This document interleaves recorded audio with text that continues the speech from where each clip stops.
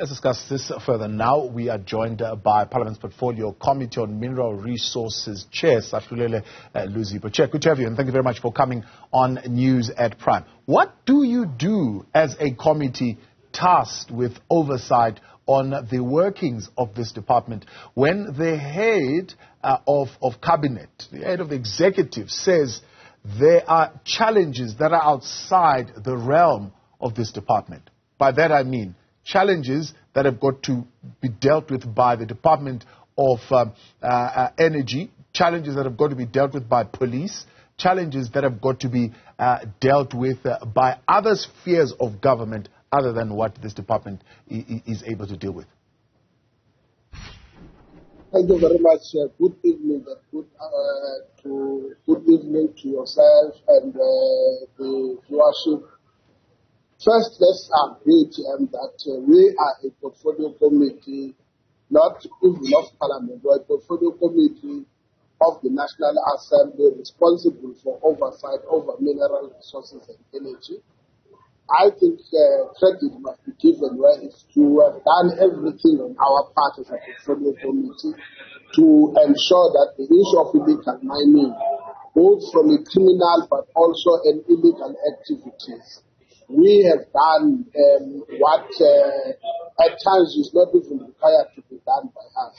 You will recall that amongst other things, we have had a 3-committee oversight work that was done with the police, Home Affairs, and we had amongst the recommendations made said there is a need to take into consideration the committee on justice and correctional services, so that some of the issues that fall within their ambit can be taken care of.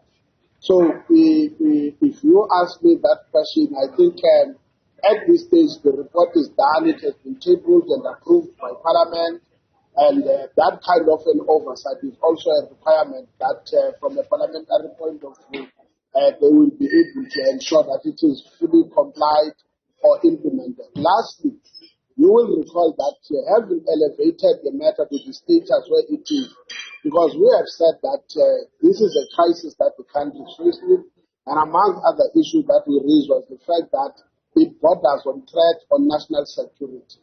It is on those bases that we have had that presidential team that was looking in depth on the issues that relates to illegal mining activities, in particular the criminal element of it.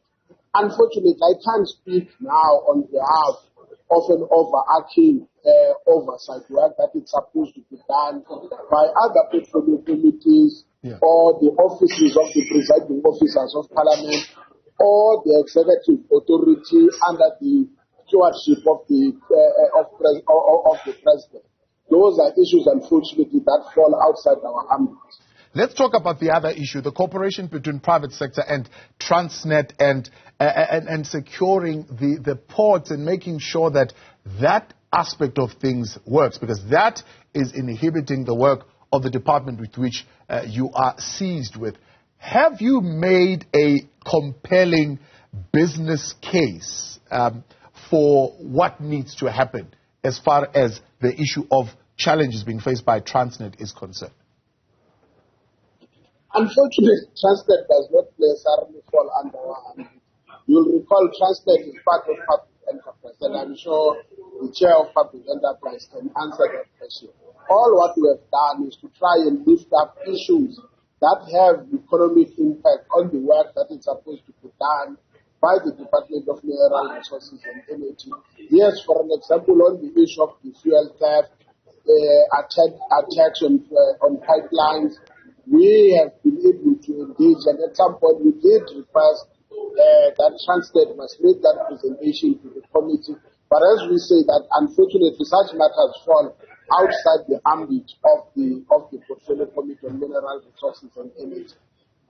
However, they have a direct bearing on the Department of Mineral Resources and Energy because of the poor performance of the mine. So does that not give you an opportunity to make a business case for how there could be interventions to assist the department?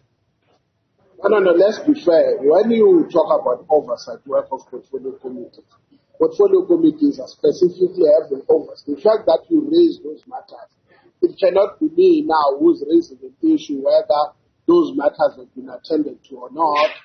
It depends on each individual committee how it begins to conduct its own oversight responsibility. Yeah. We cannot instruct another portfolio committee of Parliament what or how it must do. No, absolutely. But you couldn't provide assistance, you couldn't provide guidance in this particular instance because of your understanding and knowledge of how the mining space works. No. If you are asking me about mining, I can give you an answer to that. But you can't ask me about Transnet. Transnet does not belong to me. How do I give you an answer? What Transnet has done about it and whether Transnet is not doing it? I think it is unfair to expect me to speak about Transnet. But if you ask me about matters that relate to the department, either minerals or it is related to energy-related issues, then when it comes to oversight, whether there is compliance or there is an intervention that is being done, I can do so. Like I said, if you ask me about the role that police are playing, having elevated issues that relate, for instance, to criminal activity in mining, I think it will be unfair then to make this portfolio committee chairperson a super chairperson that can impose his ideas on other portfolio committees on how they must conduct their oversight. That becomes to me the responsibility of the presiding officers in the event, because if we make recommendations to Parliament, the implementation of those recommendations reside at the end of the day under the custodianship of the presiding officers of Parliament.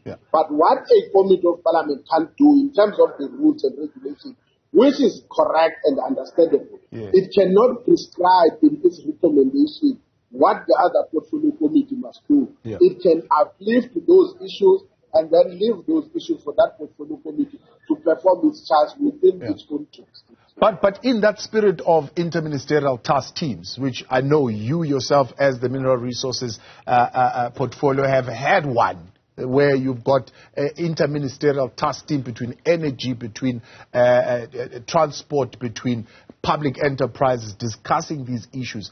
Is there no way of making interventions there in terms of ideas? Let me again give you another simple example. When we conducted the oversight, in the report that we have given, for instance, with regards to the illegal mining activity, it clearly stated of the three committees what each one in terms of its oversight responsibility can do. It will be unfair then to say, for Home Affairs, what is it that Home Affairs has done? There is a chairperson of that portfolio committee. It's his duty to make sure that it is attended to. That's point one. Point two, with regards to what then becomes the responsibility of compliance with a joint report of committees, that becomes the responsibility of Parliament to ensure that those recommendations at the end of the day find expression as far as the implementation is concerned. I'm not running away, but all what I'm saying is that please don't want to put me here in trouble where I have to then answer a question in my articulation of what has to be done, in what capacity I was speaking. I'm saying I can't speak on behalf of any portfolio committee of Parliament, including Parliament itself, by the way, the National Assembly. I can only give you as far as what is within the jurisdiction of this portfolio committee. And I'm saying those issues have been lifted up. They are supposed to be then attended to in the manner in which that portfolio committee feels it is supposed to attend to them. Let's talk to the area where that you would, I suppose, have direct information on the monitoring of the progress of the implementation of the Energy Action Plan. Are you seeing a critical and significant improvement in terms of the performance of the existing generation fleet? It depends. You must also understand that we are dealing with market-related issues here. It's not a question of your wish. I always say, sometimes you may have a wish, you may have a willpower to do something, but it's the other external factors that makes a determination. For an example, we don't have a determination as far as oil prices are concerned. We also have got a challenge that we have to deal with, the question of fuel storage, as well as the question of refinery capacity that we have. All those issues will require that at the level of policy development, those issues must also be attended to. In any way, my understanding of policy implementation, it is not a question of having taken a decision. It is then the process that is underway that will not yield the results now, but down the line we may be able to reap the results. So I don't want to move from a pessimistic point of view that says when you have this National Energy Action Plan, it actually means tomorrow you will get a solution on those issues. Let's allow then what that plan says, that it begins to unfold, and then say, we think that in the process of implementing this energy plan, these are the gaps that are being left, so that you don't deal with those issues at the conclusion. And I can say, for now, in my view, part of that progress is in line with what is contained in terms of the plan going forward.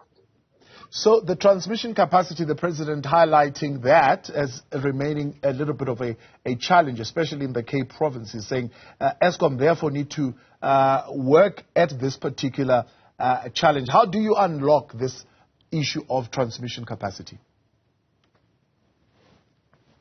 No, that's true.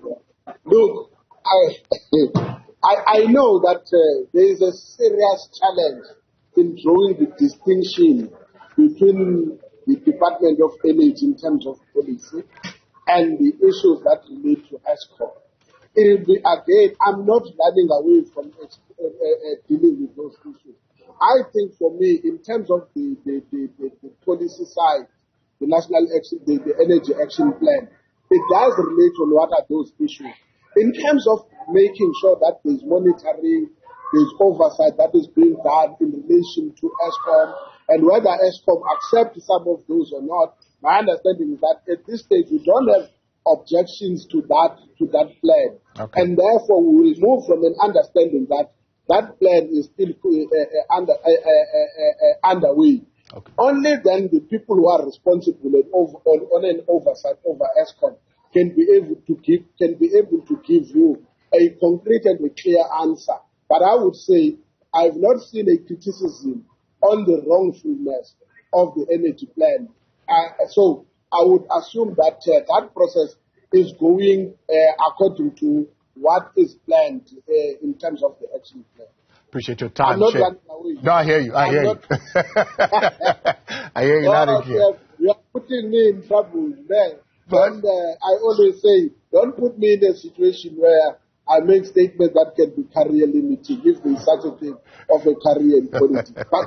But you must always be willing to speak truth to power. Chairperson, I appreciate the time. Let's leave it there. Parliament's Portfolio Committee on Mineral Resources Chair there, Sahlulele Luzipho.